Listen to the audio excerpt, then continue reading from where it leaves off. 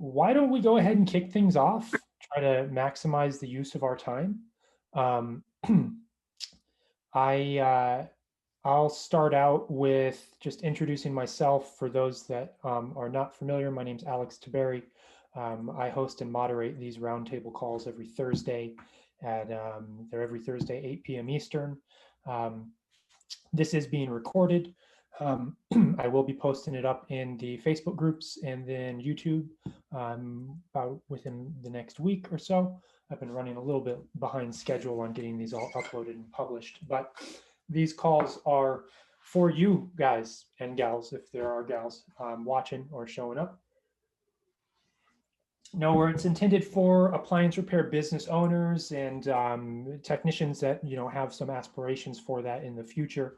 Hey, Doug, how's it going? And I have a bit of an agenda for tonight. Last week, it was requested to talk about the concept of follow-ups. And since the person who requested that, Bo, is here, we will definitely dive into that. But before doing so, we haven't done this for a little while. Let's go around and introduce ourselves real briefly. I'll kick it off again. My name is Alex Taberry. I help appliance repair businesses grow through sales, marketing, and leveraging technology. EJ, why don't you go ahead and kick it off from your end? Who are you?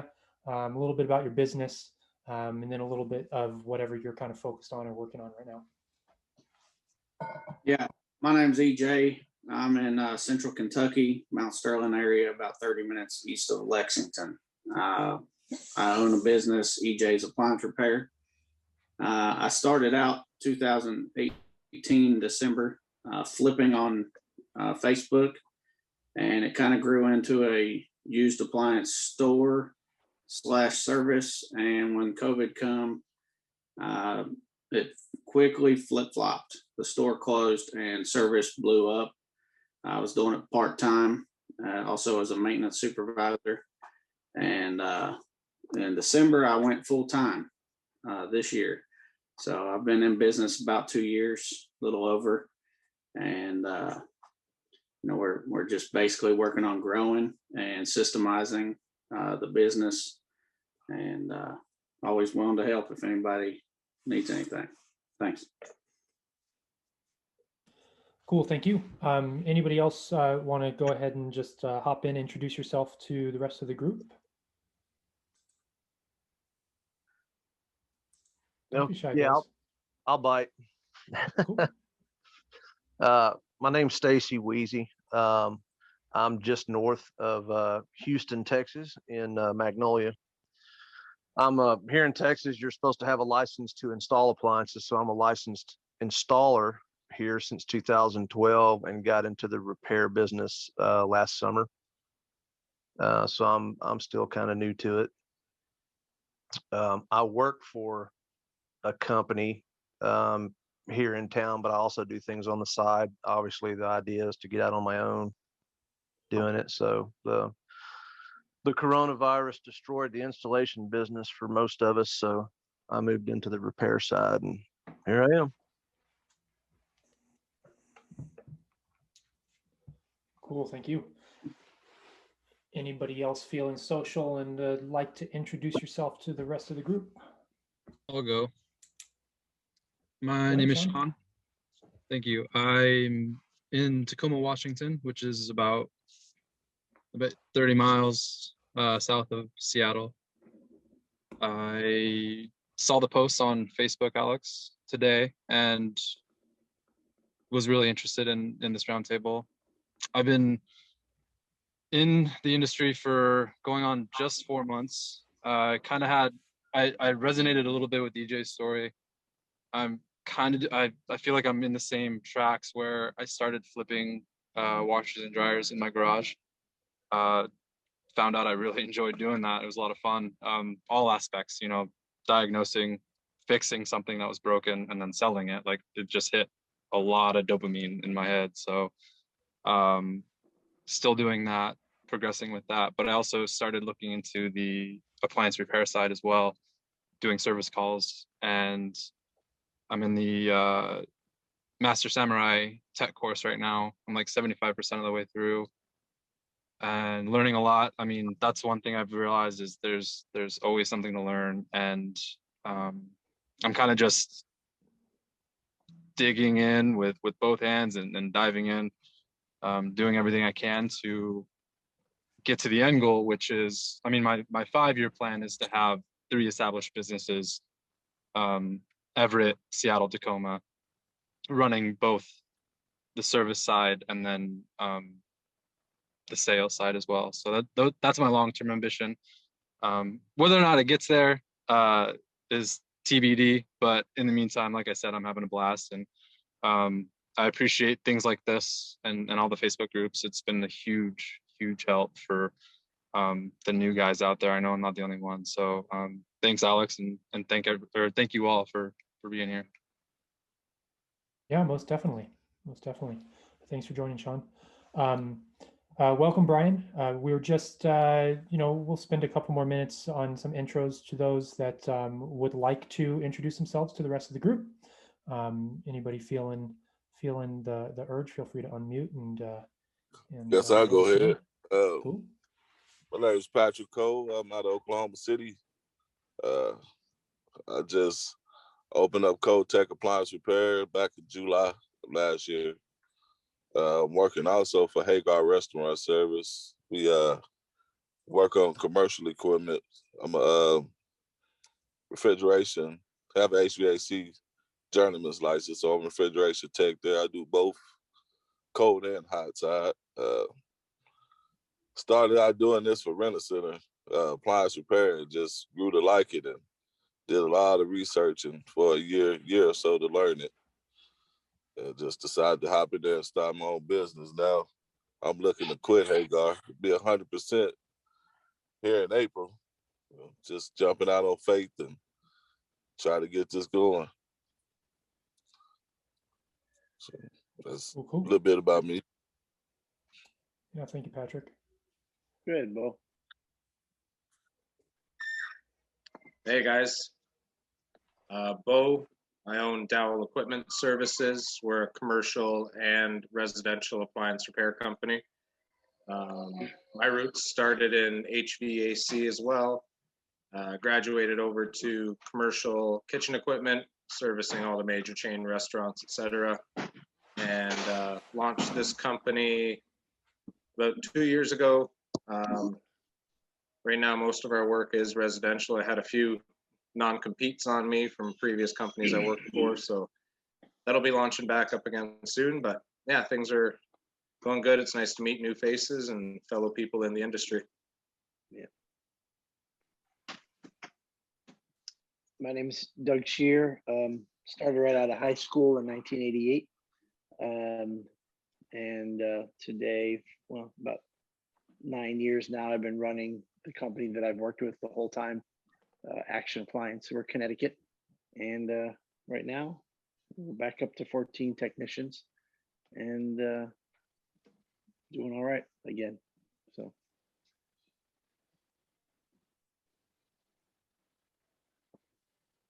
Cool. Thank you, guys. Let's go ahead and jump in. If any of you guys have heard me talk before, I have a good amount to say on the importance of customer experience. And not only, because in your guys's line of business, it's more than just getting that service call fee. It's more than just getting that first visit to the home or that first repair, whether you have to come back after getting parts or whatnot. There's more to it than that. Like taking the proper steps in order to sort of create or try to create that lifetime customer or that long-term return customer is it's really a gold mine for your businesses. And customer experience is, a really key part of that. from what that consumer experiences when they first call you and how that experience goes in order for them to become a customer, to the experience while performing the service, to what happens after that, to get them to become a return customer or a recurring customer. Do you leave it up to faith? Like, hey, I did a great job. Hopefully they remember me when the time comes in the future. Well, there are things that can be done to not only help them just randomly remember you. Hopefully you left them a card. Hopefully you left a magnet on the refrigerator.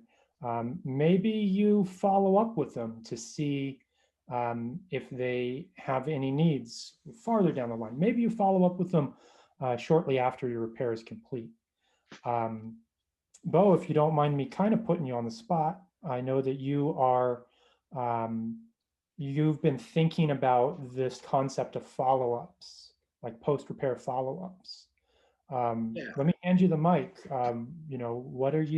What's on your mind? Where's your head with this?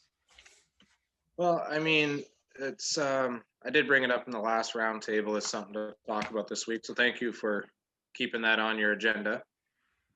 But yeah, we've really been focusing on, like you said, having 5 return customers, in my opinion, is worth more than 50 new.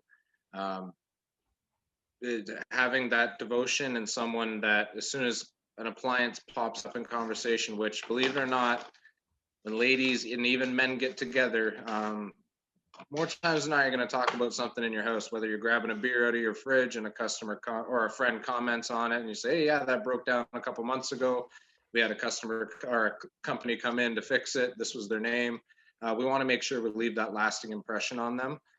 And that can go on for the rest of their life. And that could be something that happens once a month, once every 2 months, that they're recommending your name. So we're just trying to establish a point where not only is their service the best they can get, not only is the very first impression the best that they can get, but we want something that when they think they're done with us, that we reach out and just out of the goodness of our heart, free of charge, give them a personal phone call and just ask to make sure everything's working okay, or if they have any other questions or concerns that we can help them with.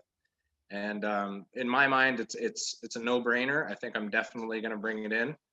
But I wanted to hear about people that may already be doing it or are also contemplating or have done it and found success in doing it, or found, I can't imagine how you could find failure. I know someone brought up time.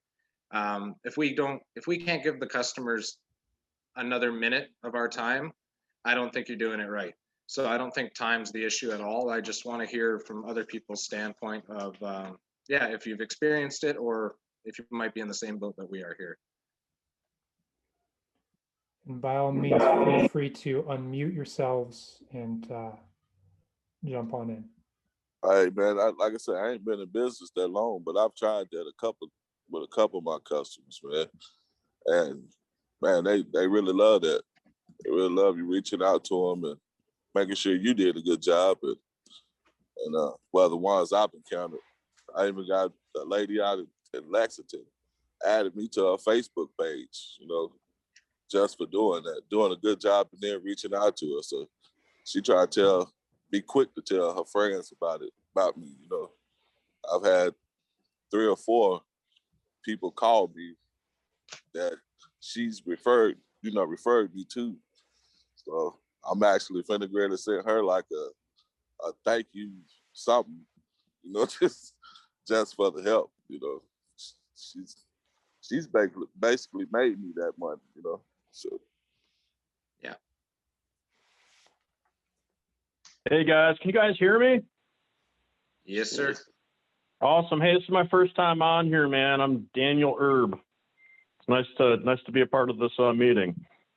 Yeah, welcome, Daniel. Thanks for joining. Yeah. So we from time to time we'll do a repeat business report where what we'll do is we'll take like 5 days and spread them out throughout the year through busy and slow season. And we'll take the whole day of calls from our technicians, and then we'll go and we use Service Desk. So we have a software program that will go and check every customer that we went to, and we'll just put them into the system.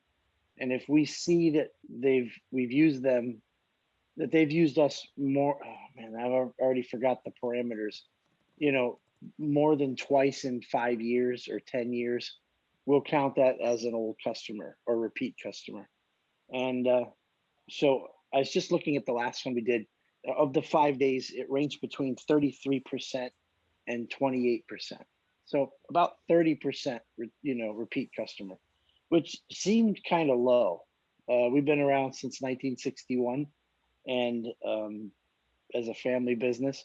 So, and I don't want to get on a rabbit trail, but I feel like the way it was in the 80s and the 90s, it's all changing. People don't live in a house the same as long as they used to. They don't keep the kitchen as long as they used to. They move, they're transient with work and things like that. But that's a real hard number for us. So we try to reach out to them with an email after we leave, and then an email after 90 days. So for instance, today, the email of the 90 days comes back with, I hope everything's doing well, and we're striving to be excellent. Let us know if there's any issues. And today a guy called in and was just not happy and didn't sit well the service call he had 2 months ago. So I'm scheduling a technician to go back out and just double check the diagnosis, and he's happy. But at first he was thinking we hoodwinked him. But once he saw that I'm genuinely glad that he called, and even though his logic isn't maybe sound, he's got something, a leg to stand on. I'm like, well, let me send him out. Let's get him out there. So that was like a safety net to catch people that weren't happy. Now also the people that like to take advantage of us reach out and exploit that email. But I'll give you that number. So we've been around a long time. We try our best with all the variables of new appliances not lasting very long, maybe someone throwing it away and buying a new one, or moving and you lose your old customer because they moved to California or whatever. 30% is a number that we've been tracking for a few years. Nice. I want to, anybody else have experience with follow-ups, opinions, anything like that? Brian, let's get you unmuted so we can hear you. Brian, you're good. Yeah, go ahead. So I'm just a one-man show. So that's a little bit different because I know everything personally firsthand because I was the one out on the service call. So I think if you have multiple technicians, it's absolutely more important to do follow-ups. I will say from a standpoint of follow-ups, I think it's a great idea, but you are opening up yourself to almost that customer questioning, well, is he making sure it's still working? I don't, you can go with a lot of different things, but I do think it's important to still keep that customer interaction going long-term. So I don't know what the right avenue is. Again, myself personally, I'm only one technician, so I know every aspect of it. If it's not fixed, I'm going to know correctly right then, and I'll be able to address it. Or if there was a weird thing that happened that I need to figure out how to make it right with the customer. But I think it's more important if you have multiple techs to do a follow-up on that situation of phone calls. I think that opens up a pretty important distinction. And I think that anybody that's considering this, ask yourself, what is the goal of the follow-up? Is the goal of the follow-up to make sure that the repair is holding, make sure that the work that was being done was correct? And I can definitely see how having multiple techs and having that desire to check up, make sure that the techs are doing things right, or that can be one. But then also another goal of follow-ups could be customer satisfaction. And it's not so much about the customer being satisfied with the repair, but showing that customer that you care about them.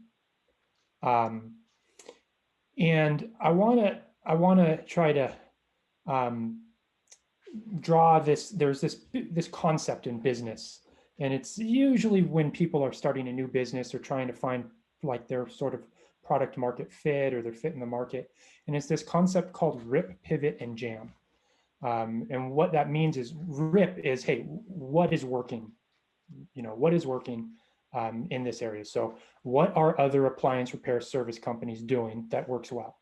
And then the next part is pivot. So what am I going to do that's a little bit different than all the rest of the competition so that I can differentiate myself to the market? And then jam is just you run with it. You work hard at that differentiation. And I would challenge you guys and anybody watching this recording in the future to think about, and depending on if you have relationships with your competitors, like friendly relationships with your competitors in the area, try to find out who else is doing this. Is anybody else doing follow-ups? If they are doing follow-ups, are they like taking Bo's position? Are they actually calling people and having a human call, or are they doing an email, like an automated email? That kind of thing. Try to identify, and this applies to more than just follow-ups. Try to identify what your competition is doing, match what your competition is doing, and then identify those areas of opportunity for you to do more, for you to be able to provide more value or a higher quality level of value to the consumers out there, to your customers, that is therefore going to put you ahead in those areas. Just to kind of, it's a general marketing concept of what's the market doing, match them first, and then go beyond. But I think that definitely is something that can apply here. That's great stuff, Alex. That's good, man. Sometimes I think guys or companies are afraid to keep pushing it and making it harder for us if we keep pitting off each other. Hey, I give a 90-day warranty. Well, then I'll give a 6-month. Well, I'll give a 1 year. I'll give a 5. And then it becomes, but I think you're right on the button. That's how it has to be, Alex. And those guys who can't compete may just fall by the side, And I'd try to further this, I guess the point I'm trying to make, or the concepts I'm trying to introduce. Make sure that you guys put yourself, and if you guys have been on these calls or listened to me talk before, this is nothing new. Put yourself in the customer's shoes. Put yourself in the shoes of a homeowner that doesn't know anything about appliance repair, and think about what's important to them. What is their pain point? And then try to think of it in that way, because I think that at the end of the day, if you're providing value to the customer, you're gonna win, you're gonna succeed. And it might not be that almost race to the bottom concept that that Doug is referring to. Okay, the competition does a 90-day warranty, so let me do a 100-day warranty.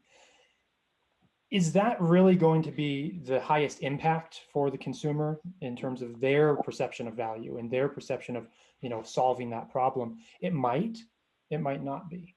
Right. I'm going to interject real quick, just kind of on that note. When I first launched our company and I got a couple techs working under me, I was very much, that was like my main focus was, I know what the industry is, but how am I going to make us stand out short of putting a pink tutu on and high heels? You know what I mean? So I came up with a very simple, and I started noticing almost every single house I went into, there was outlet covers missing, like the face plates for outlets or something along that manner. And I told my techs, you know what, when you go in the house, kind of take a peer around as you walk to the appliance.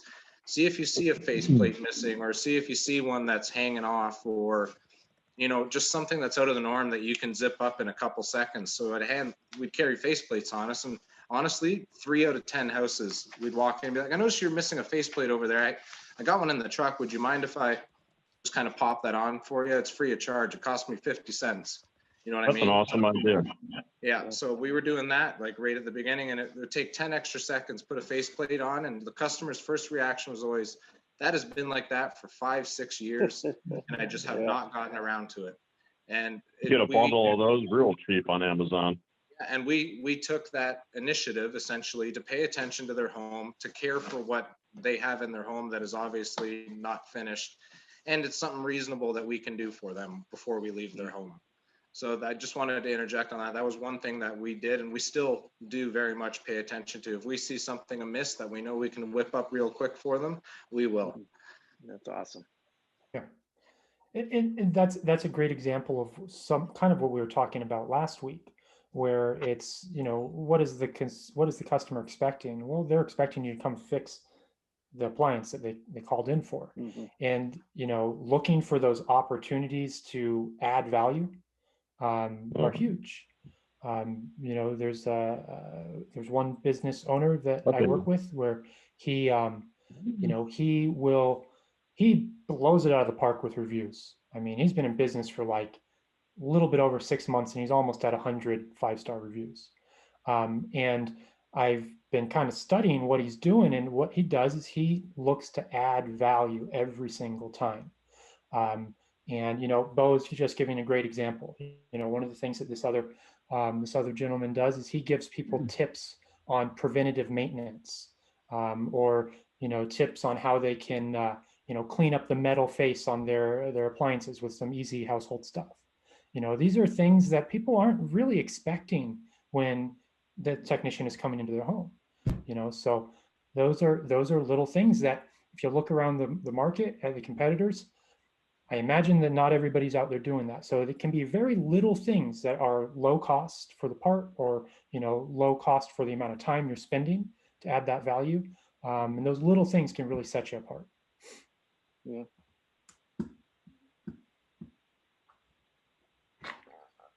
I mean, I don't know if you guys had any other stuff you want to talk about with like the follow-ups, or kind of how it's shifted to this whole value add, but otherwise, I mean, what's some challenges some of you guys are working on? Maybe we can workshop it. Oh, I got a good one. I was just trying to think what has been bugging me. The hell kind of range is it? I think it's a Viking. Yeah, it's a Viking range.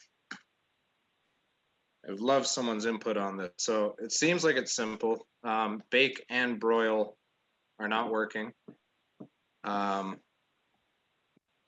I'm testing power to the igniters, I'm getting about like 76 volts AC. When I disconnect one lead to the igniter and test voltage to ground, I'm getting my standard 120. And I'm just having a hard time tracing where I know I'm losing it on the neutral side, but I'm just having a hard time tracing it on this unit.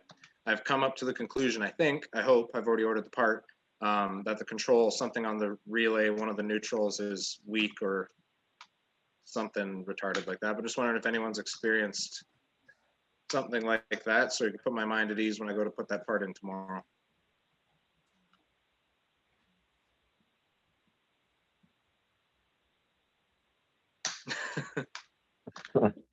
Bunch of silence. Okay, wish me luck.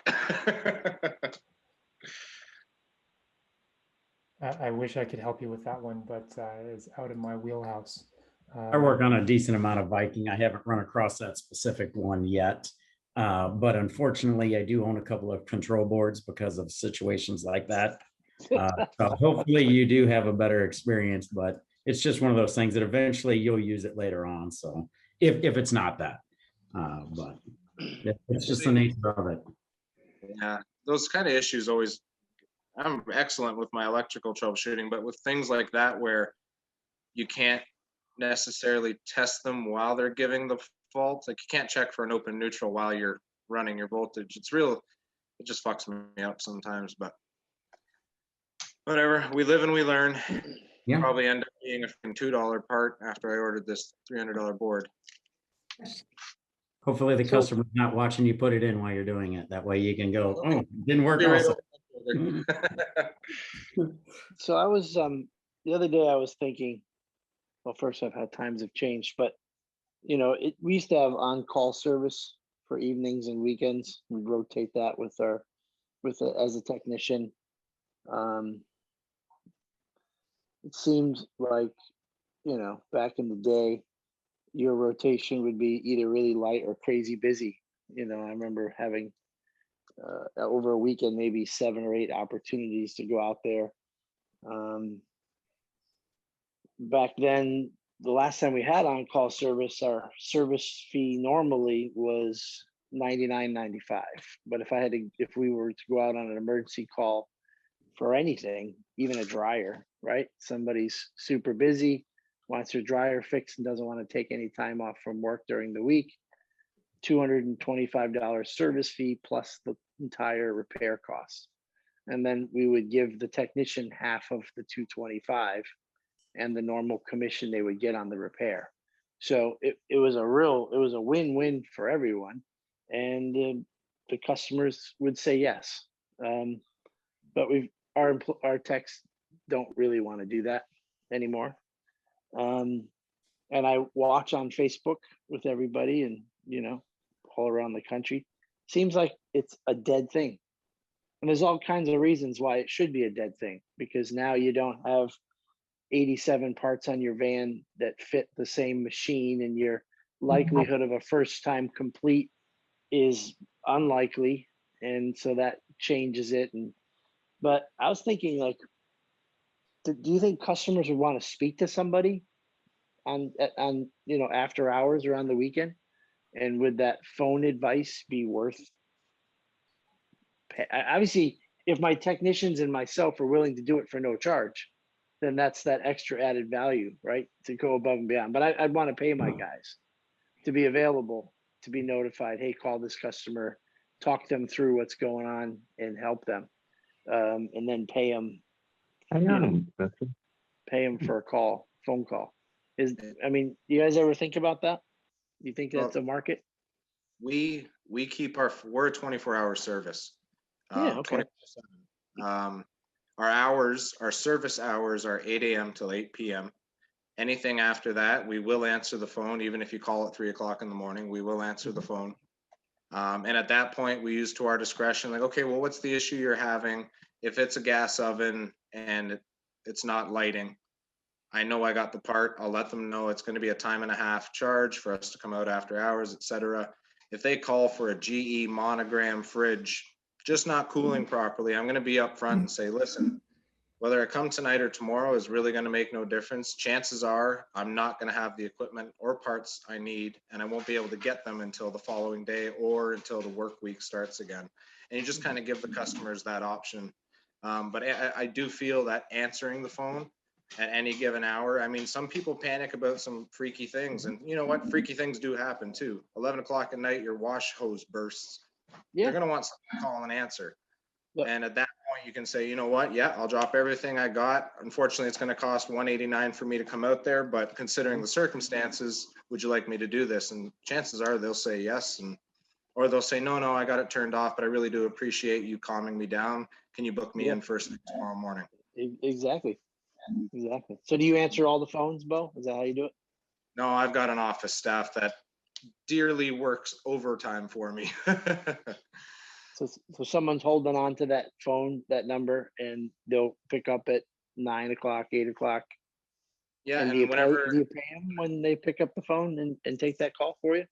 you know what? I am absolutely blessed. I pay her a salary for 40 hours a week. She takes her work home with her. She'll answer the phone until she goes to bed, and then she forwards everything over to my phone. And if anything comes in at that point, I'll answer it. Yeah, you're old school, Bo. Old school. I worked for an old school commercial business for a long time where I was on call and rotated every 2-3 weeks. And we wouldn't get home sometimes. Your day would end at 5 o'clock on Friday, and you wouldn't get back home until Sunday morning. It was. So I'm very used to it, and I do believe in it. If you're an emergency service, you should be exactly that. So what do you get for volume? for once in a while, regular basis? Like after hours calls? Yeah, phone Oh, calls, phone calls. Yeah, Our phone goes all day and night. yeah, okay. You're Canada? Yeah, Yeah, Ontario. Canadians, man. You guys are different. You guys I are know. way But, different. but you're doing more than just residential appliances. Actually, we do commercial, but I'd say a good 85% of our work right now is residential. Okay. I still think there's a market for people that want to talk to somebody and maybe even have that option to go out. I just don't have employees that want to do that anymore. But yeah. And the big thing right now during COVID, man, I'll never get over how easy our job became through COVID with scheduling, because everyone right. was home. Amen. People are getting back to work now. I've already started to see my scheduling. I'm getting more and more Gaps. 4, 5, 6, 7, 8 o'clock p.m. appointments, because people are back to work, and we can't fit everyone in those slots. So there is going to be people out there that know the only chance they're going to have it fixed is get a weekend service call or an after hours call. And I mean, for them to take 2 hours off of work, if you're making 50, 60 bucks an hour, like some of these clients, I mean, you're losing more money than what you'd pay on the overtime anyways. So it's a good thing to have, I think. Yeah. So Doug, kind of circling back to your original question of whether there's value in really giving people phone support. You know, from what I have observed and listened into on calls and whatnot, there definitely is value to that. Now, is it just after hours and the weekends? No, I don't think it should be just limited to that. You know, a lot of times, and I'm always gonna do this. I'm always looking at things through the marketing lens. And there's this concept called the funnel, the marketing funnel. Up at the top is where people are aware of there's awareness there. They're aware that there's an issue, but they might not be ready to book that service call because they might not realize that they need that. They might think that they can still fix it themselves. And who knows, maybe they can fix it themselves with a little bit of troubleshooting help, or maybe they can just get some clarity.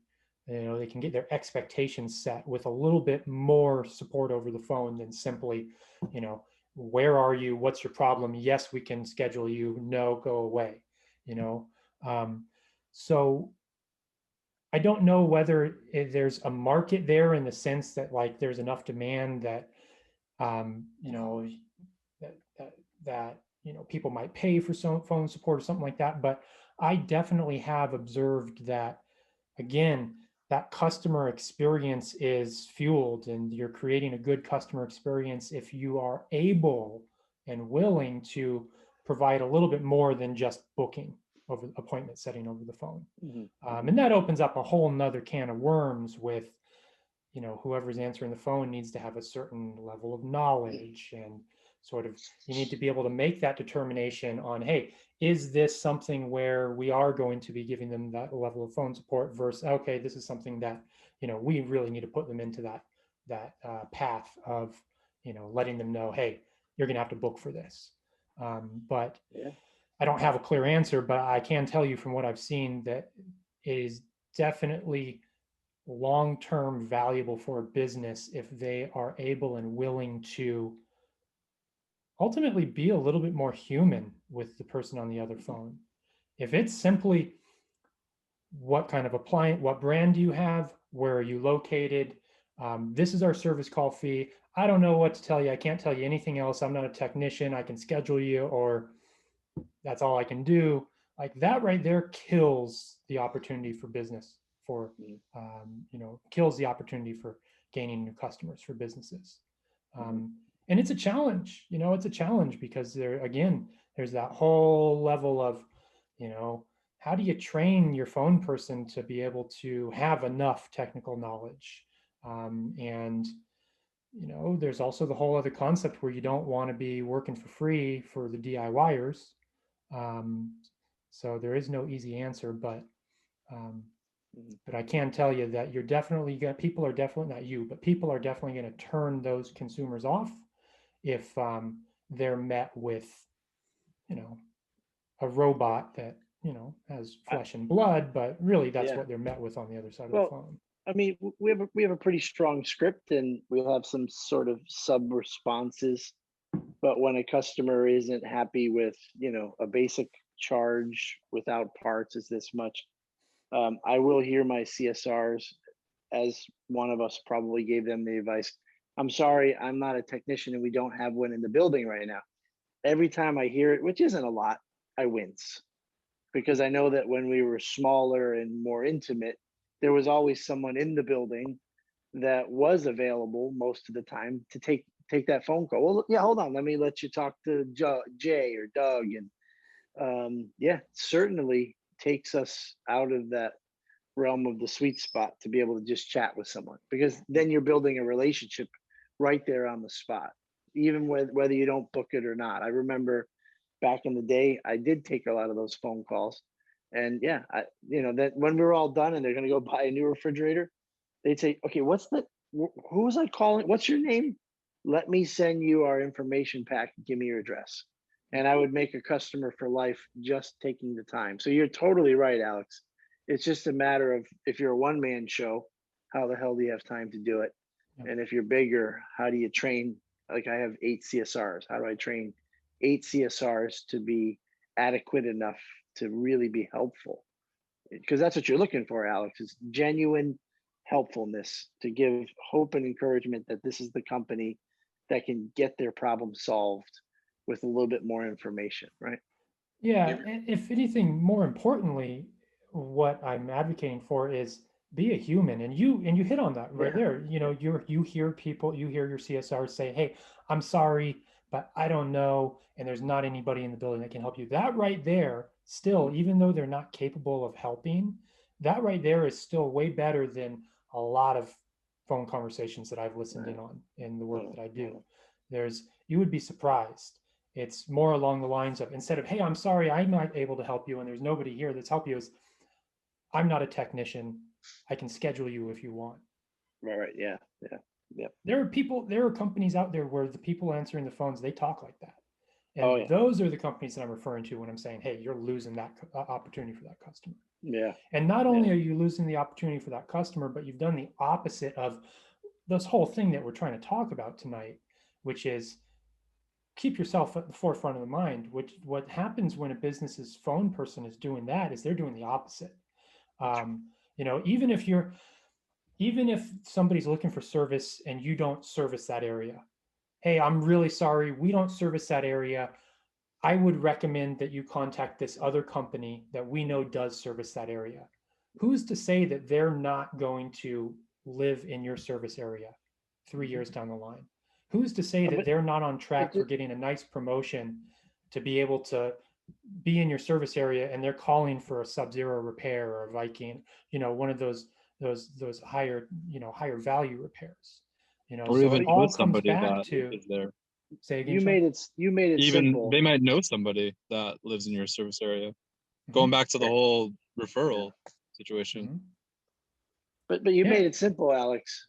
Let's just be human. Yep. You know what I mean? Like, authentically be there to help in whatever way you can. If it's, I'm sorry, I can't help you with that, or let me find I know someone that might be able to. That's better than the hot potato game where you're like, "Oh, sorry, I can't do anything for you." Mhm. It's another dead end that we hit with customer service every day when we get our coffee in the morning and go along our day as customers as Mhm. well, right? I agree with And, you. It's a good point. and it all comes back again, just put yourself in the other person's shoes. Put yourself Mhm. in it. Just forget the whole appliance repair thing. Imagine when you've been frustrated with some issue with your phone carrier or your utility bill or your credit card or something like that, and you've had to be on the phone to dispute a charge or whatever it is. Just put yourself in that scenario. If the other person on the phone is being as helpful as they can, you are going to be left, even if you don't get what you're looking for. Maybe you have to wait because it's escalated to some manager or whatnot. You're still holding that company in higher favor than when you're on the phone with that customer service rep that's just being a total ass. That's And right. it's very obvious that they're just waiting to get off the phone with you. Well, you're probably going to go try to find a different phone service, and you're like, I'm taking my business elsewhere. The same concepts apply. I'm putting my house on the market, and I had to get some things done so it looks nice and shiny, so you can get the most money, right? So I had the tub glazed to reglazed, so it's nice and white instead of the old yellow, and it peeled a little bit.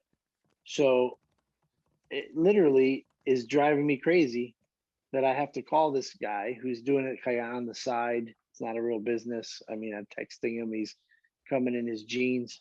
But like for me, dealing with customer satisfaction all day long, I'm like the worst customer in the world. If I have a bad experience, I don't tell anybody. And I don't even tell my friends, don't go there. I just don't say anything. And that just sucks for all the places that I go to that some manager or owner doesn't have an opportunity to hear the feedback so they can make the changes. But literally, I had to like psych myself up to reach out to the tub guy, hoping because he's not responding to my texts. Now I have to call him and confront him. Oh, right. So today, when that guy called about his refrigerator, that's what I said to him. I go, first off, thanks for reaching back out. And I shared that quick story with him. And I said, it takes a lot sometimes for some of us to get on the phone and prepare to think we're going to have to fight this thing through. So it's great to have someone on the other end that's listening well and wants to try to offer a solution, So it's tricky though. You say too much, then the CSR gets thrown under the bus after the tech goes there. Well, that's not what the CSR said. So there is a balance of what you can say and not say without causing conflict and trouble. Yeah. And I heard something that you were just saying, Doug, about how, that you won't bring up things. I suck. Yeah. Yeah. But I think that this is nice to bring back full circle to where we started with the whole follow-ups. I mean, if you're doing a follow-up, there can be a lot of valuable information that you as a business owner or a manager, you need to open that door in order to be able to tap into that gold mine. Sure. It doesn't, I mean, who knows? Maybe it's an uncomfortable conversation in that one instant, in that one situation, but it can open the door for some very seriously beneficial improvements to the business in terms of the overall and for the long term. When it comes to this business that I work for, I want to know everything. I want to know where we're bad at and where we're great at. You kind of know where you're great at, right? So we're in a peer group with about 11 other companies around the country that do appliance repair, and they will do a couple annual visits where all the partners, the peer group owners, will come invade your business and then like just interview all your employees, sit with your CSRs, ride with your techs, go through your books, look through your software, and evaluate you. And I was telling the owner when they came a couple years ago, I already know what we're good at. We know what we're good at. I'm looking forward to that gut punching ugliness that I had no idea about. I already know what I'm bad at, but I want to find out the stuff that was just completely not on my radar. It'll hurt for about 10 minutes and then I'll get to work and fix it. So, boring, quick to the end story. It was a mediocre evaluation and I didn't get any of that kind of feedback, which is kind of a letdown. But I think we all here, because we're invested late at night, we'd love to know what we're bad at so that we can fix it, right?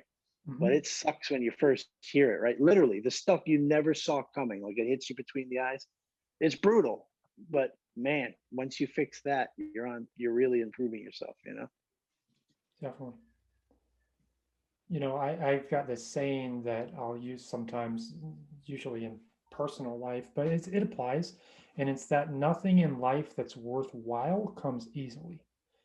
So it's like if we're cruising through and we're only taking in the good stuff and the easy stuff and the positive stuff, there's a lot of really useful, uncomfortable, but still useful lessons to learn. And then it's a matter of, are you going to implement from there? But But yeah, we're coming up to the top of the hour. I'm gonna step off my soapbox.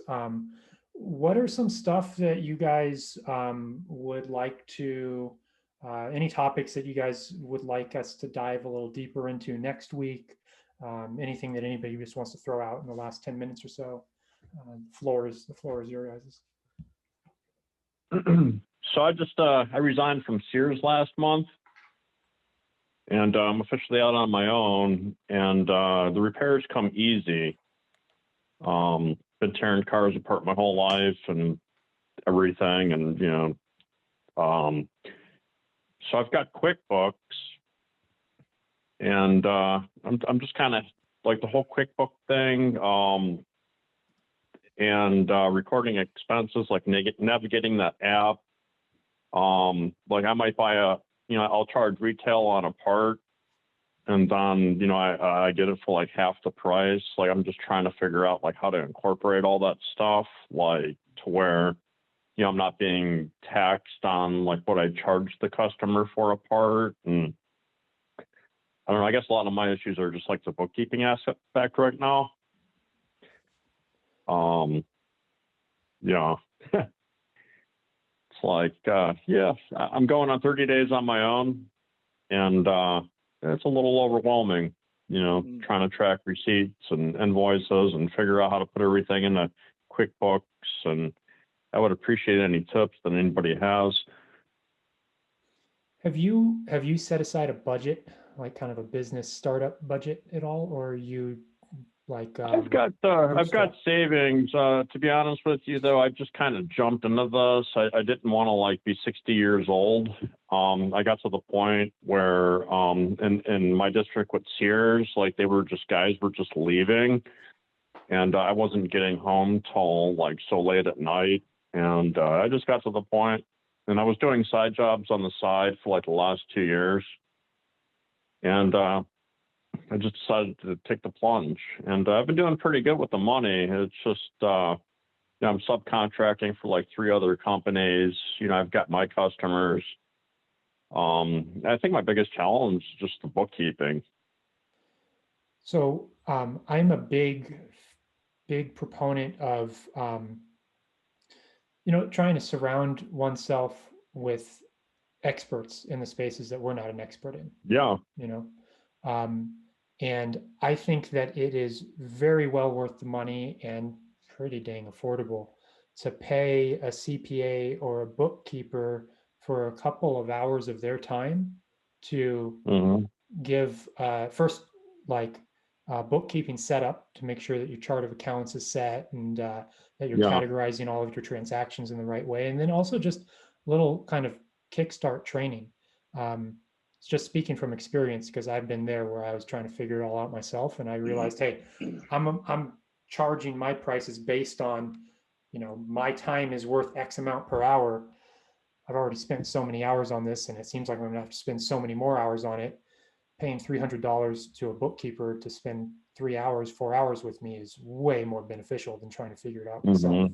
Super like some insight that would probably, consult with like a CPA or something. Yeah. I thought this like, I thought it'd all be pretty easy. I used to be an administrator too, and like human resources. I did bill collecting for like 6 years. I have no problem dealing with customers and all that. The repairs come easy. I think the hardest thing for me right now, like being on my own, is just like all this bookkeeping and like making sure, like when it comes to tax time and this and that, like I'm getting the fair shake, and and also just taking my advice a little bit further, and then I'd like to hear from others. But I mean, $100 to $200 a month, you can get a bookkeeper to do this for you, so that you can focus on growing your business. That's not bad. That's not bad. I mean, what are you those others here that are paying a bookkeeper? What are you guys paying? I mean, just touching base on, I just pay them when I need, like I have an accountant to do our taxes and stuff like that. And there's 2 things I did not cheap out on. I hired the best lawyer in my city, and I hired the best accountant in my city. They're two things I don't want to mess around with, and they're two things I don't want to come bite me in the ass 5 years down the road. So if it's within your budget, if you're making enough money that you can pay a guy $3,000-4,000 to do your taxes correctly, you do it, because we're not tax people. If we were, that's probably what we'd be doing. Our job is to run the business. You should know where your money is at and everything, but when it comes time for the professional paperwork, let the professionals do it, or hire a professional to do it. And you could do a lot with the right service program too. You could almost eliminate having a bookkeeper if you've got the right service program set up every month. And then at the end of the What year, do you I guys use? Like, I'm on QuickBooks right now. Yeah, I use House Call Pro, which integrates with my QuickBooks. So House Call Pro keeps all my invoicing and everything separate. And then I can divide my expenses into QuickBooks at the touch of a button, pretty much. Yeah, I've we do the noticed, same like, thing. with We QuickBooks, it's like pretty simple, and it's like, doesn't really, I don't know, it just seems kind of basic to me. Well, it really is basic. When you look at the big thing, you got the money you made, you got the money you spent to make it. That's all you gotta. So the money you collected, right? So it's basic, but to file it properly and everything, you need to have it laid out properly. I'm Daniel, doing the what same thing. House Go Call ahead, Pro, a good tax guy. I do my own bookkeeping before I got the house call, but like you, I had been in management before and understood a little bit of it. But I just got my tax guy who's kind of doubles as accountant too, and heck, I paid him for an hour or two. Just let me come in and teach me some stuff, and kind of broke down what I was doing right, what I was doing wrong, how to do it. He's made me a lot of money. I'll gladly pay him. There's something Yeah. about Well, automation, that's though. fine, There's something about the automation of a House Call Pro. It's putting the numbers where they need to be, and then you go search out your final columns. You gotta to have paper receipts and file. I mean, that just sounds like 2 full-time jobs. You need yeah, it is something a that's full-time job. That's right. You just need something that's going to put everything in order, and it should be electronic, in my opinion. I don't use House Call Pro, but man, when we got to calculate our taxes, it's one button and it's done. So, Yeah. and that doesn't cost a lot of money to do that. It's an investment. It's worth doing. Yeah. Yeah, I also run keep the books myself, or my wife and I both do it. My business is different than your guys', so I want to say it's less complex. I don't have to deal with parts and that kind of stuff. But I have spent money consulting with bookkeepers and CPAs and it comes up, like, for example, I needed to understand how to do the accounting side of a PPP loan. I didn't want to spend time reading on the internet, so spent $50 for, an hour of somebody's time, and they just show me how to do it. Who did Something you go else, through again for that $50? Who did you talk to? it was, I can give you his information happily. Just hit me up on Facebook. Okay. I can give you information of 2 CPA / bookkeepers. The one that helped me with that PPP one, he's too busy, so I started working with somebody else. But Yeah. also something to consider, and I think it is important to get a startup sort of consultation with a pro, because Yeah, something that is going to be definitely. important to consider is how your business is structured. Me personally, I'm a single member LLC that is designated and taxed as an S Corp. So that means that I have to pay myself a salary, but then I can also give myself owner's distributions for tax savings. I need payroll software that integrates. So there's details that are going to be unique to a number of different sort of business structures and orientations that is going to trickle down to how you're going to keep your books. So it's kind of like this. It's kind of like this dual synergistic sort of relationship between your business's tax structure, overall structure and your bookkeeping. But Thank you. yeah, of course. Yeah, and feel free to hit me up on Facebook. I'll give you those recommendations to those two CPAs. Cool. Let's go ahead and wrap things up for tonight. Thank you guys. As always, you know, the value of these calls are dependent on who shows up and how you contribute. I'll be back here same time, same day next week.